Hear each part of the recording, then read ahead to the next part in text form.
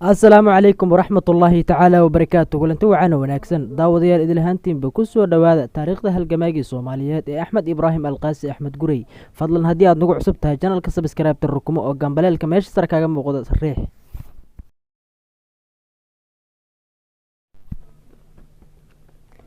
axmed ibraahim alqaasi axmed gurey oo ku magac dheeraa axmed gurey wuxuu ku dhashay qarnigii 15aad tuulo yar oo la odhan jiray hoobata oo ku taal dhinaca waqooyi ee magaalada hereer.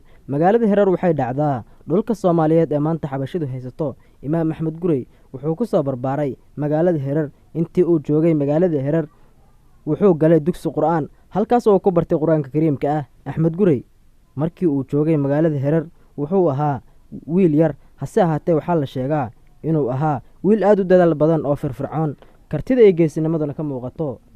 axmed gurey isaga oon weli qaan gaarin ayuu aabbihiis dhintay, wuxuuna halkaas ka sii waday barashada qur-aanka kariimka ah iyo diinta islaamka. intii uu joogay magaalada saylac waxaa weli ka muuqatay inuu yahay wiil aada u firfircoon oo dadaal badan. markii uu weynaadayna waxaa durbadiiba ka muuqatay heybad iyo hurursanaan, wuxuuna ahaa nin fikirkiisu weyn yahay oo leh xeelad dagaal oo ku saabsan ururinta iyo nidaaminta ciidanka.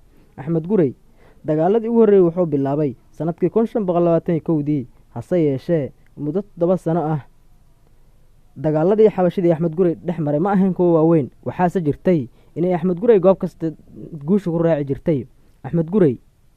ciidanka axmed gurey waxay baabi'iyeen ciidamadii xabashida markii ay qabsadeen labadii gobol ee ugu waaweynaa uguna caansanaa dalka boqortooyada xabashida oo kala ahaa shaawa iyo goojaam. dowladda bortuqiiskii xabashida jab weyn ayaa soo gaaray iyadoo la dilay taliyihii ciidanka bortuqiiska oo lagu magacaabi jiray christopher digama oo la dhashay vasco digama oo ahay badmareen bortuqiis caan ah. dabadeedna muddo ay urursanayeen ciidan xoog leh iyo hub si ay u aargoostaan. waxay sannadkii 1543 soo qaadeen duulaan, waxaase jilibka u dhigtay ciidankii axmed gurey oo celiyey. nasiib darro uma suurto gelin inay jebiyaan ciidanka axmed gurey ciidamada labaad ee bortuqiiska iyo xabashida, waxaana halkaas ku dhaawacmay imaam axmed gurey. dhaawacaas ayuuna u geeriyooday sannadkii 1543 ugu dambayn.